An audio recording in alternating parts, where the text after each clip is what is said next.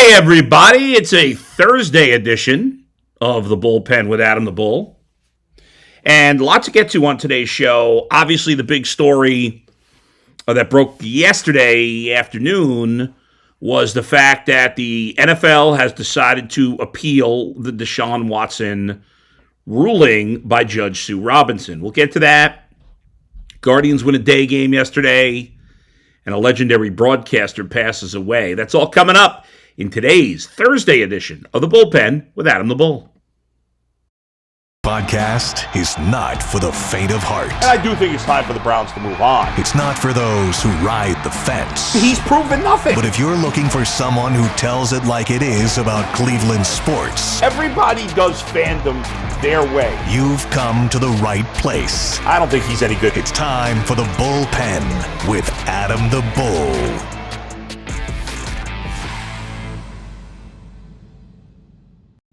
So often, members of the media are accused of doing things for clicks, right? And I get it, because there are members of the media who do things for clicks. I try to think back in my career, and when I started my career, there was no clicks. I wasn't doing anything online. But in the last 10 years, I think about, well, more than that, probably the last 15 years of my career, I think about, have I done things for clicks? You know, and I say, yeah, there was a couple of times, I guess, but not in the traditional way, because I'm not writing columns, but sometimes, you know, occasionally I'll put out a tweet that is not necessarily misleading, but can lead you to asking questions that make you maybe want to listen to my podcast or listen to the radio show or listen to now the TV show or watch the TV show, and maybe that day you weren't going to pay attention for whatever reason. Once in a while. But I never try to purposely mislead, or I don't lie. Like I never put anything on Twitter I don't believe. I mean, maybe I'll tell a joke, be sarcastic, but I never say something I don't believe. I've never said something on the air unless I was joking around, where I was like, I never said to anybody I was working with, whether it's any of the guys in the Ultimate Cleveland Sports Show now, whether it was Dustin for all those years or people that filled in over the years for Dustin, or even earlier in my career before I came to Cleveland. I never once said, why don't you take this side of the argument and I'll argue this? Never. Because when it came to sports topics, I always wanted to be genuine. That's just who I am. And that's why sometimes I'm an oversharer, or I say things that could be embarrassing, because I just say what's on my mind. And so I think about this when it comes to Deshaun Watson, because I know how my business works. When there's controversy, when there's the unknown, it's good for our business. It is. I'm not going to lie to you. If you're guessing, if you're waiting for information about your team, if there's something hanging over the team, that's good for the business, because you are more likely to pay attention to what I'm doing, or our show is doing, or another show is doing. But as I think about this process of Deshaun Watson, since the Browns traded for him a few months ago, even though from a business perspective, yeah, it's good that the drama continues, from a personal perspective, I just obviously don't feel that way. I feel the same way that so many of you do. I was scrolling through Twitter last night, just seeing what people had to say. I saw tweets, a lot of tweets from people that I follow on Twitter, or people that follow me on Twitter, people that tweet at me a lot. Saw comments from Nick Carnes. I saw comments from Joy. I saw comments from my nemesis, Jeremy in Akron, although whatever reason, he and I have been a lot more cordial to each other, which is nice. Even if you disagree on things, it's nice to be cordial. I think we've reached a good place in our Twitter relationship. Xavier P, Newman, a lot of the regulars that often tweet at me or tweet at the show or tweeted at my radio show. Kevin in Cleveland, the Garage Beers guys, Paul and Maple, the April, Nick Matthew, Brown's Alte, on and on and on. My guy Nick Fink, who comes up with all the wackiest baseball trades. Abby Mueller, who's been a fun follow on Twitter of late. I'm just kind of, scanning through the some of the tweets now that I was looking at some of them last night. I'm trying to refresh my memory of the ones I was seeing. And what's after this appeal, it's like we were all patient to a degree, right? We were like, it's going to happen. We're going to find out. And finally we find out on Monday.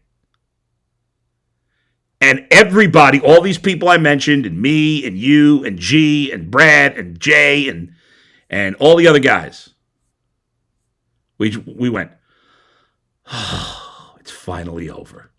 Now we know. And I think we all convinced ourselves, I know I did, that it doesn't make sense for the league to appeal. They put themselves in danger if the Players Association tries to fight them.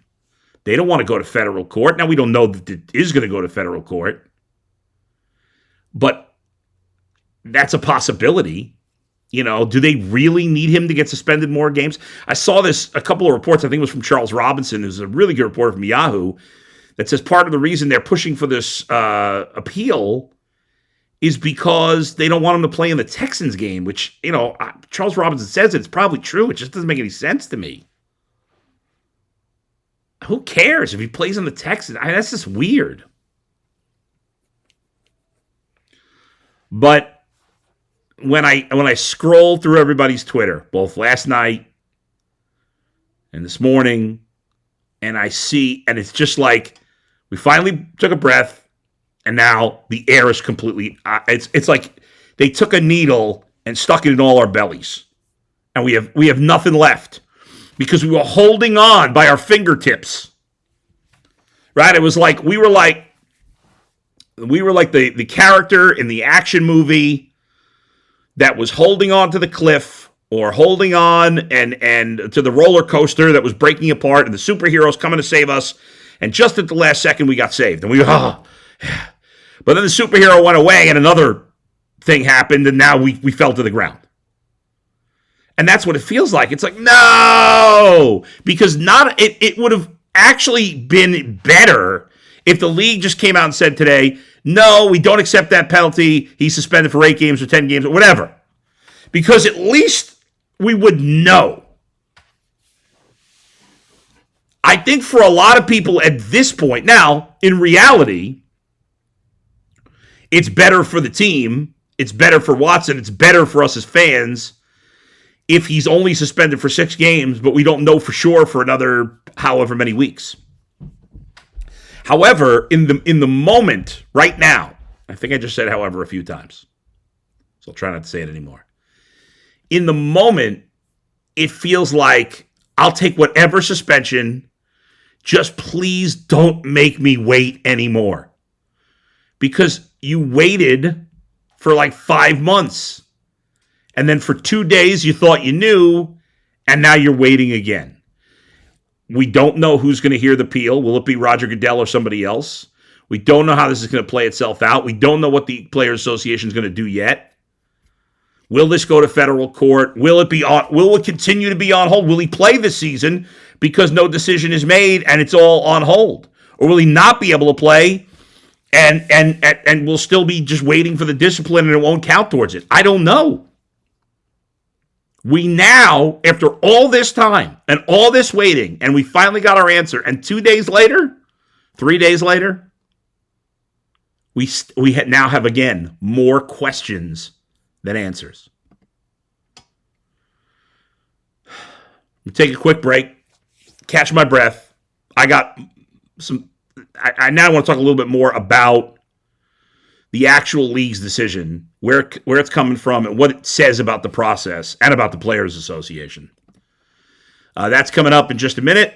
First, I want to talk to you about Built Bar. If you haven't tried Built Bar Puffs yet, you're depriving yourself of one of life's greatest joys. And guess what? There's a new flavor.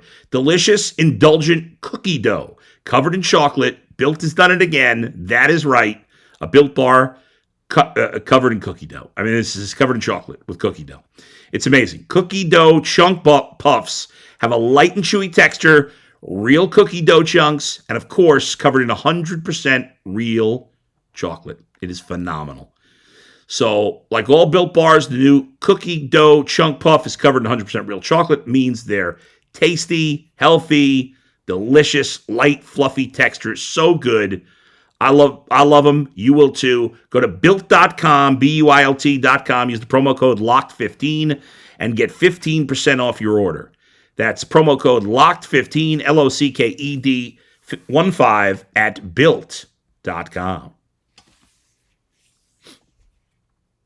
So, here's what I don't understand about the whole thing. For months now, all we've talked about is Judge Robinson, the new process the NFL has, how thorough her investigation has been. We saw the 15-page or whatever report that she put out on Monday. I'm going to pick my nose on air. I'll admit it. Picking my nose. Not really. It was more like a scratch, you know? But anyway, live with it. We all do it. And an itchy nose. What the hell's going on here? That's what you get when you have a bulbous nose like I do. Here's my bulbous nose. Huh? My big bulbous nose. I'm okay with it. It's a good nose. No cosmetic surgery for me. Did get a bad cut. Look at this. Really bad cut shaving yesterday. Or 2 days ago. I can't keep track of the days anymore. Yeah, yesterday. So, when it comes to this, so she did obviously a thorough investigation. Her report was, perfectly detailed, made a lot of sense, I thought. Again, you could argue that he should have had a longer suspension, but she did her due diligence as much as anybody could. She is as qualified based on the process, her work, her fact gathering, her information gathering to rule on this situation, and it seemed like she ruled fairly. She had no dog in the fight, right? She was a neutral party. That's the point. And now the commissioner, or the NFL, led by the commissioner, are saying, yeah, sorry we wasted your time the last few months. We don't care what the judge says. We're going to just do what we always do and make our own decision. Now, that's bad, and I think the league looks bad for doing that. However, so do the players. Why did the players agree to this system? Why? This was collectively bargained, and I don't know, but I wonder if this is something that the NFL could say, hey, you can't take us to federal court. You agreed to this process. I don't know about that. That's going to be a tricky part of this, I think. I don't know. I'll never understand. I'd like to find out why the players agreed to this. Maybe it didn't seem like a big deal at the time, but if you're going to have this process of an independent arbiter, that person's got to have the final say. And at the very least, if she's not going to have the final say, if you want to have an appeals process, then the appeal should be heard by another independent arbiter. So you have a second one.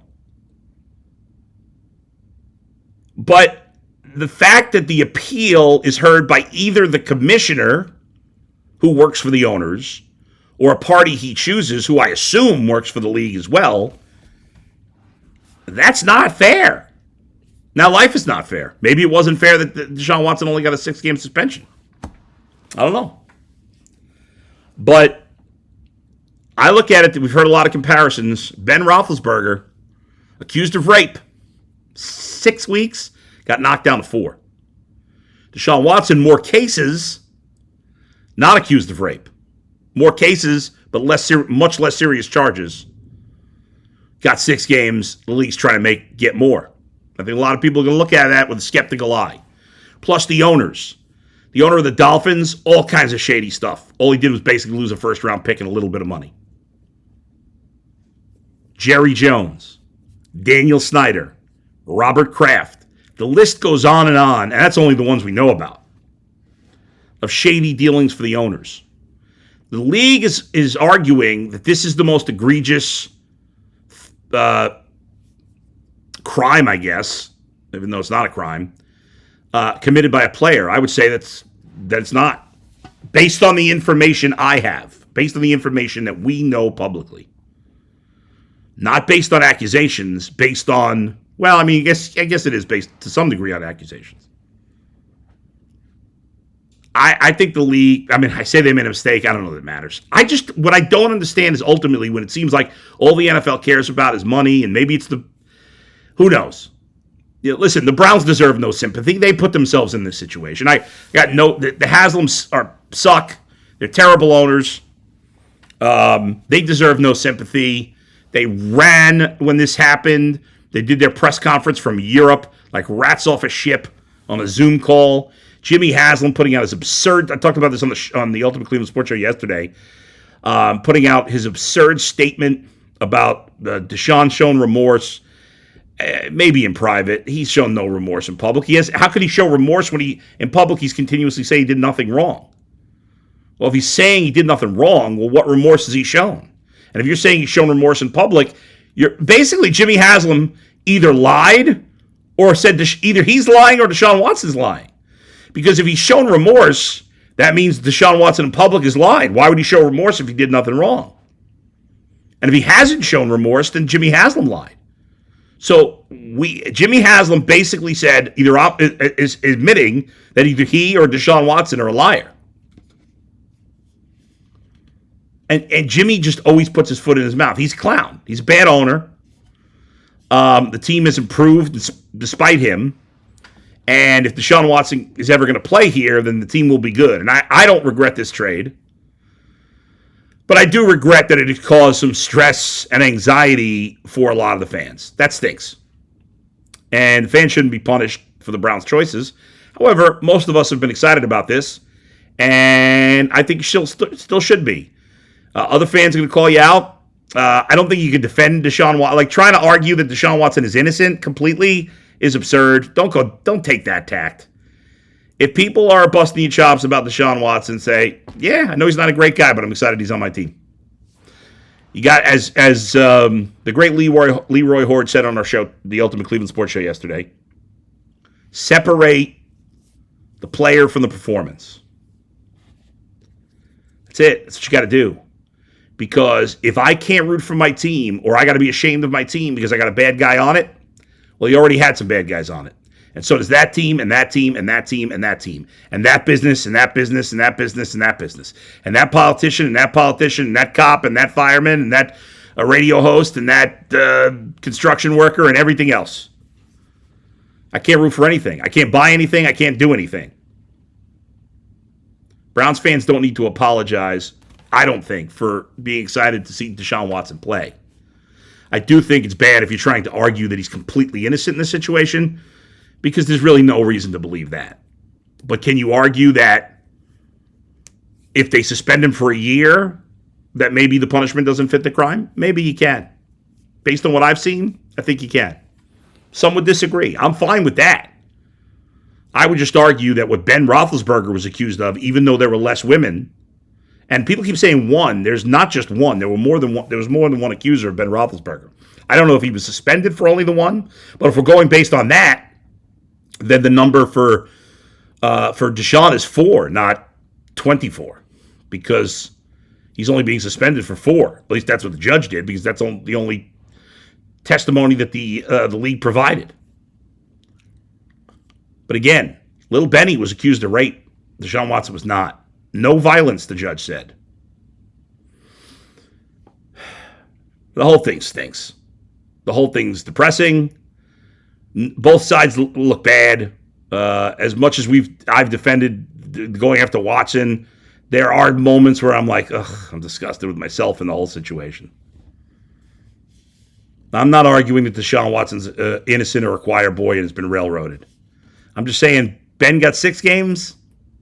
I think 6 games is fair. I don't think the league should Bigfoot a respectable federal court judge. The judge has no biases. Deshaun Watson, the league, the fans, we're all biased. The judge is not. She's a neutral party. The owners are not. The commissioner's not. Deshaun Watson and the Players Union are not. Browns fans are not. But she is. And why you'd Bigfoot that? I mean, she kind of made the league look bad by saying, hey, he did these things you're accusing him of, but there's no precedence for this level of suspension that you want. And so we continue on, and we'll see what the next step is, and we'll continue to talk about it. But I promise you that even though we're going to continue to talk about it, and yeah, as I admitted before, it's good for business, I'm not happy about it. I'm not excited that this is continuing just because you're more likely to watch the show. I'm not. I think we do a great show. I hope you love the show. I hope you love the podcast. I hope you'll listen no matter what I talk about. Whether we're waiting on news for Deshaun Watson or I'm just rambling about the Guardians for a little bit. Either way. All right, we'll leave that for now. Let's talk BetOnline. BetOnline.net is the fastest and easiest way to check in on all your betting needs. Find all your favorite sports and events at the #1 online source for odds, lines, and games. Find reviews and news of every league, including Major League Baseball, the NFL, the NBA, the NHL, combat sports, esports, and even golf. I love BetOnline. It's the best tool you're going to use for all your betting needs. You really should not go anywhere else. BetOnline continues to be the top online resource for all your sports wagering. From live in-game betting, scores, and podcasts, they've got you covered. Head to BetOnline today or use your mobile device to learn more about the action happening today. BetOnline, where the game starts. Okay, we're not starting, but we are continuing. And we continue with some Guardians news. Obviously, on yesterday's podcast and on yesterday's Ultimate Cleveland Sports Show, I talked about my disappointment with the Guardians standing pat. And what drives me crazy, especially when it comes to baseball, but this happens with football trades too, and teams trade draft picks, makes me nuts. When people are like, well, you can make a trade. You can't blow up the farm system. You can't mortgage the future. I even heard Jim Bowden, longtime GM and baseball guy, say, well, the Padres mortgaged the future to get Juan Soto and Josh Hader, but it was worth it. Did they mortgage the future? Juan Soto's young. They have Fernando Tatis, who's young. They have Manny Machado, who's young. They have Jake Cronenworth, who's young. It's not like Josh Hader is old. Most of their pitchers are young. You know, they got a couple of old guys in their roster. And yeah, they've given away like 10 pretty good prospects, but how many of those guys were going to be a big part of their future anyway? It's just always stupid to me. Let's say the Guardians had traded 4 of their top 10 prospects, which they never would do, and I wasn't even asking them to go that far, but let's say they would have traded 4 of their top 10. Okay, and let's say 2 of those guys turned out to be good players. Well, have they mortgaged their future if they got good players in return? That's just silly. And I understand that the Guardians are not going to spend, but they could. It's not like San Diego's a huge market, and I get that they're only team in town, but it's not a huge market. They've never had a massive payroll until recent years. So, I was disappointed in that. I thought the team would be in a little bit of a slide. I didn't like them to win yesterday on our good bet, bad bet. I picked the Guardians to lose because I thought the team would still be kind of a little internally ticked about no trades, not improving the team.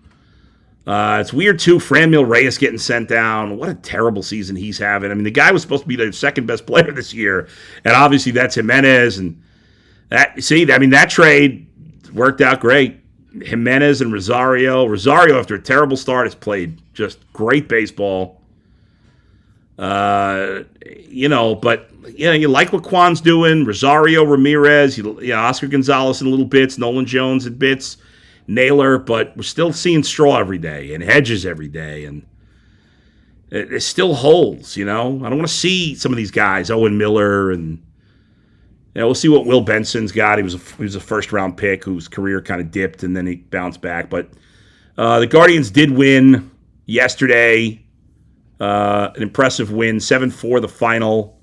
Got closer at the end. It was 1-0 in the fifth. They scored 3 in the fifth and had a 7-2 lead in the ninth. Shane Bieber, who's been a little shaky lately, was good. They finally got to him in the sixth inning and knocked him out at the end of the sixth. He was cruising through 5, gave up 4 hits and 2 runs. And most of that, both runs given up in the sixth inning. Karinchak pitched tonight. He's been better since coming back to the majors this year. He's done a better job. He looks more like the guy we saw when he was really pitching great. Eli Morgan struggled in the ninth. He was so great early in the year. I was talking about a lot. He has not been good lately. The fact that they brought him in a 7-2 game in the ninth tells you that Francona's kind of lost faith in Morgan here.